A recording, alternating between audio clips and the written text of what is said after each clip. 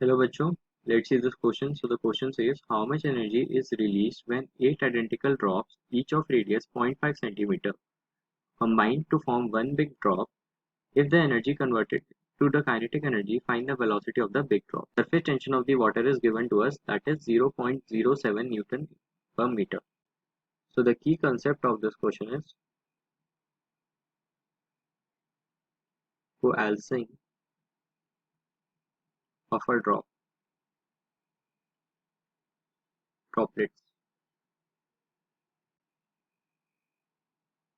So the key concept of the question is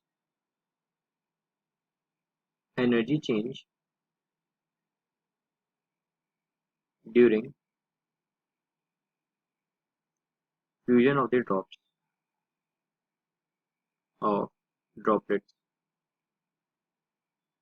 तो basically हमें बोला जा रहा है इस क्वेश्चन में कितनी एनर्जी रिलीज होगी जब 8 आइडेंटिकल ड्रॉप जिनकी रेडियस 0.5 सेंटीमीटर है 0.5 सेंटीमीटर है वो कोएल्स हो रही है और एक बिगर ड्रॉप फॉर्म कर रही है। अगर उसकी रेडियस को हम कैपिटल आर एज्यूम कर लेते हैं और हमसे पूछा जा रहा है इसकी वेलोसिटी क्या होगी इस बिगर ड्रॉप की, अगर जो भी एनर्जी रिलीज हो रही है वो कन्वर्ट हो जा रही है काइनेटिक एनर्जी में।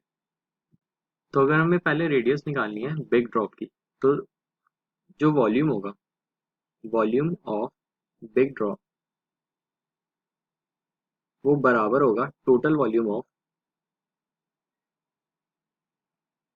8 ड्रॉपलेट्स की। वॉल्यूम जो होगा वो कंजर्व रहेगा। तो ये जो वॉल्यूम ऑफ बिग ड्रॉप हो जाएगा 4/3 pi capital R cube is equal to 8 into, क्योंकि 8 ड्रॉपलेट्स हैं, 4/3 पाई स्मॉल आर क्यूब। तो ये 4/3 पाई से 4/3 पाई कैंसिल हो जाएगा और जो आर की वैल्यू आ जाएगी वो आ जाएगी 2 आर के बराबर, 2 स्मॉल आर के बराबर। तो इसके कहने का मतलब है कि जो रेडियस है बिग ड्रॉप का वो डबल है स्मॉल ड्रॉप से। तो जो हमारा आर है वो हमें कितना दिया क्वेश्चन में 0.5 सेंटीमीटर। तो जो हमारा कैपिटल आर हो जाएगा 1 सेंटीमीटर। हमारी radius of big drop 1 centimetre आ गई। तो जो हमारा एनर्जी होती है, एनर्जी रिलीज्ड का जो फॉर्मूला होता है वो होता है टी इंटू डेल्टा ए, मतलब surface tension into change in the surface area. तो अगर हम सरफेस एरिया निकाल लें बिग ड्रॉप का और 8 ड्रॉपलेट्स का, तो उन दोनों को उन दोनों को सब्ट्रैक्ट करने के बाद जो उनका डिक्रीज इन सरफेस एरिया आएगा उसको सरफेस टेंशन से मल्टीप्लाई करने के बाद हमारी एनर्जी रिलीज आ जाएगी। तो हमारा जो सरफेस एरिया है बिग ड्रॉप का ऑफ बिग ड्रॉप ये बराबर है 4 पाई कैपिटल आर स्क्वायर के। तो अगर हम इसको लिखें तो हो जाएगा 4 पाई 10 10⁻⁻⁴, क्योंकि ये सेंटीमीटर है तो हमें मीटर में कन्वर्ट करना है। तो आ जाएगा 4 पाई इंटू 10⁻⁴ मीटर स्क्वायर। अगर हम देखें सरफेस एरिया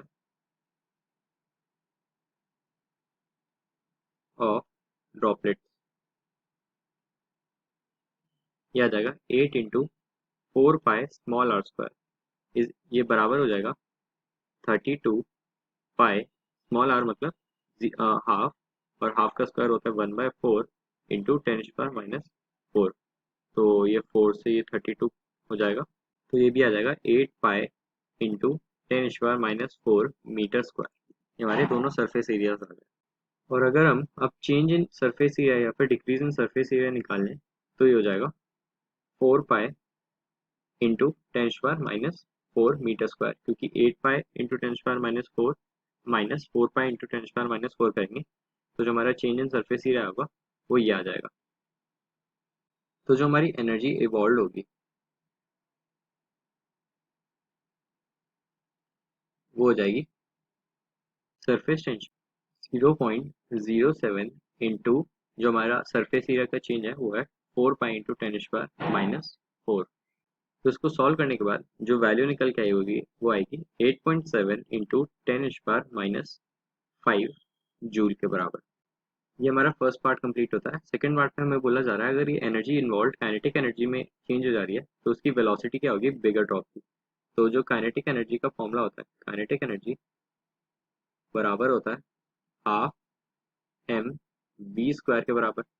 जो यहाँ से हमारी मास होगा ड्रॉप का, वो मास होगा वो होगा रो इंटू वॉल्यूम। तो जो रो होगा वो तो 1000 होगा, क्योंकि ये SI यूनिट में वाटर का जो रो होता है वो 1000 होता है, इंटू वॉल्यूम होगा 4/3 पाई आर क्यूब, मतलब 10⁻⁻⁴, क्योंकि 1 सेंटीमीटर है। तो ये हमारा मास आ जाएगा। तो इसको सॉल्व करेंगे तो जो मास की वैल्यू निकल के आएगी वो आएगी 0.14 kg के बराबर। तो इसकी वैल्यू हम यहाँ पर पुट कर सकते हैं 0.4। तो ये होगा 0.4 डिवाइड बाई 2, तो ये हो जाएगा 0.2 इंटू वी स्क्वायर कितना है, ये हमें वेलोसिटी हमें फाइंड करनी है क्वेश्चन में, तो हम इसको वी स्क्वायर ही ले लेते हैं। काइनेटिक एनर्जी 8.7 इंटू 10⁻⁻⁵ है। तो 0.2 को अगर हम इस तरफ लेके जाएंगे और इसको डिवाइड करेंगे तो जो ये आएगा वो आएगा 43.5 into 10⁻⁻⁵ is equal to V square. तो यहाँ से जो हमारी v की वैल्यू आ जाएगी वो आ जाएगी 43.5 इंटू 10⁻⁻⁵ का होल रूट। तो अगर हम इसको सॉल्व करें तो जो v की वैल्यू यहाँ से निकल के आ जाएगी वो आ जाएगी 1.6 इंटू 10⁻⁻² मीटर पर second. So this is the final answer. Hope you understood it well. Best of luck.